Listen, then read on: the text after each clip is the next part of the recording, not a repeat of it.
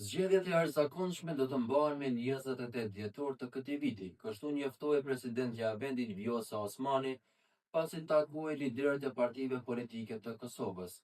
Por kujtojmë që në këtë 28 dhjetor, më shumë se gjysma e mërgjimtarëve do të jenë në Kosovë pasi që janë edhe festat e fundvitit.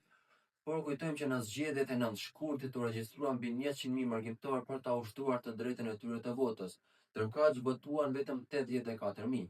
Mbi 15.000 mërgjimtarë votuan në përfaqësinë diplomatike, ndërkaq mbi 68.712 pako postare i kishte pranuar Komisioni Qendror i Zgjedhjeve.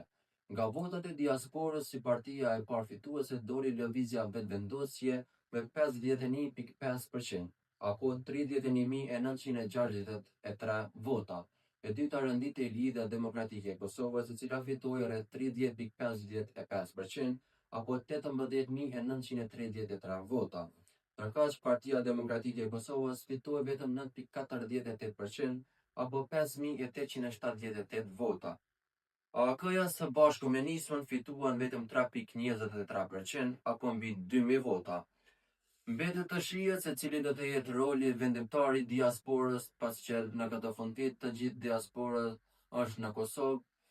Bashkëdhetarët tanë çdo herë kanë vendosur edhe për fatin e partive politike të Kosovës, se cila do të jetë e para dhe sa vota do të shtohen partive politike të Kosovës.